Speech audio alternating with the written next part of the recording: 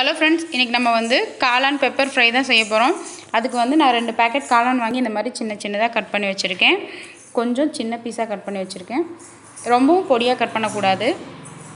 இதுக்கு வந்து நம்ம ஒரு ஃப்ரெஷ்ஷாக ஒரு மசாலா அரைச்சிக்கலாம். அதுக்கு வந்து நான் மிளகு, சீரகம், சோம்பு இது 3 எடுத்திருக்கேன். மிளகு கொஞ்சம் அதிகமாக, சீரகம், சோம்பு. மிளகு உங்களுக்கு எவ்வளோ காரம் தேவையோ அந்த காரத்துக்கு அளவாக எடுத்துக்கலாம். இதை வந்து நம்ம ஃப்ரை பண்ணலாம் வேணாம், டேரெக்டாக அப்படியே வந்து நல்லா ஃபைன் பவுடராக அரைச்சி எடுத்துக்கலாம். நல்லா பவுட்ரு பண்ணிட்டு வந்தாச்சு. இப்போ இதுக்கு வந்து இன்னும் 2 பெரிய வெங்காயம் எடுத்து அதை சின்னதாக கட் பண்ணி வச்சுருக்கேன். கூட வந்து 2 பச்சை மிளகாய், 2 இல்லை 3 உங்கள் காரத்துக்கு எவ்வளோ தேவையோ அந்த மாதிரி அட்ஜஸ்ட் பண்ணிக்கோங்க. இப்போ இதை செய்ய ஆரம்பிக்கலாம். ஒரு பாத்திரத்தை அடுப்பில் வச்சு அடுப்பு ஆன் பண்ணியாச்சு. அது கூட வந்து கொஞ்சமாக எண்ணெய் ஆட் பண்ணிக்கலாம். நான் வந்து நல்லெண்ணெய் ஆட் பண்ணுறேன். ஆயில் ஆட் பண்ணிட்டு கடுகுலாம் போட்டு நம்ம தாளிக்க வேணாம், கடைசியாக தாளித்து போடுவோம். அதனால் வந்து எண்ணெய் சூடானோடனே நம்ம கட் பண்ணி வச்சுருக்க வெங்காயத்தையும் பச்சை மிளகாயும் கூட ஆட் பண்ணிக்கலாம். ஆட் பண்ணி நல்லா வணங்க விடணும். வெங்காயம் வந்து நல்லா வணங்கிடணும்.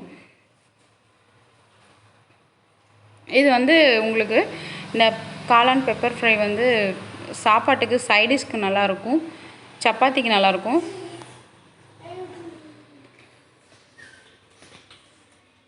நல்லா வெங்காயம் வந்து வணங்கணும். எங்கள் வீட்டில் குட்டீஸ் இருக்கனால உங்களுக்கு கூட வந்து எக்ஸ்ட்ரா சவுண்ட்லாம் கிடைக்கிது. அதனால் நீங்கள் கொஞ்சம் டிஸ்டர்பாக இருந்தாலும் சாரி. இப்போ நல்லா வந்து வெங்காயம் வணங்கிடுச்சு.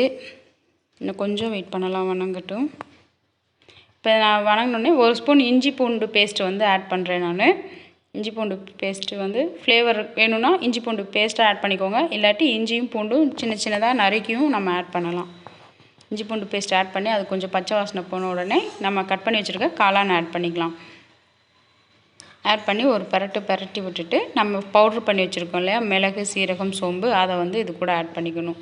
காளானுக்கு வந்து தண்ணியெல்லாம் எதுவும் விட வேண்டியதில்லை. நம்ம ஃபஸ்ட்டு வந்து தண்ணி இல்லாத மாதிரி இருக்கும். பட்டு நம்ம ஃபைனலாக கொஞ்சம் மூடி வச்சு வேக வச்சோன்னா தண்ணி நிறையா காளான்லேருந்தே தண்ணி வரும். அதனால் நீங்கள் வந்து தண்ணி ஊற்றிட வேணாம். பரட்டி விட்டுட்டு நல்லா ஒரு தட்டு போட்டு மூடி கொஞ்சம் வேக விட்டால் காளான்லேருந்தே உங்களுக்கு தண்ணி வரும். அவ்வளோதான். இப்போ இதுக்கு தேவையான அளவு உப்பு போட்டு நம்ம இதே மாதிரி பரட்டி விட்டோம்னாலே நல்லா காளானோட தண்ணியிலே காளான் நல்லா வெந்துடும். வெந்ததுக்கு பின்னாடி நம்ம தாளித்து போட்டுக்கலாம். நல்லா வந்து கிளறி விட்டுட்டு ஒரு மூடி போட்டு மூடி வச்சிடலாம். நம்ம மூடி வச்சுட்டு கொஞ்சம் நேரத்துக்கு ஒருக்கா வந்து நல்லா ஓப்பன் பண்ணி கிளறி விட்டுக்கலாம்.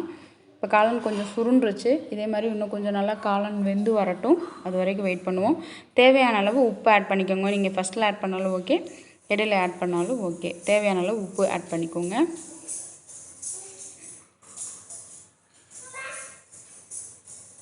சப்பாத்தியில் வந்துட்டு நம்ம ரோல் பண்ணி கொடுக்கறதுக்கு ரொம்ப நல்லாயிருக்கும் இந்த காளான் பெப்பர் ஃப்ரை.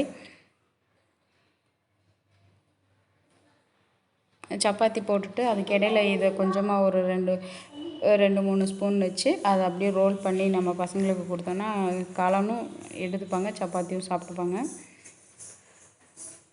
இப்போ இதில் தண்ணி விட்டு வருது. இதை வந்துட்டு இன்னும் நம்ம மூடி வச்சோம்னா நல்லா வந்து காளான் வெந்துடும். காளானில் இருக்க தண்ணியை தான் நம்ம எக்ஸ்ட்ரா எந்த தண்ணியும் ஆட் பண்ணலை. நம்ம மூடி வச்சு கொஞ்சம் கொஞ்சமாக வேக வைக்கணும்.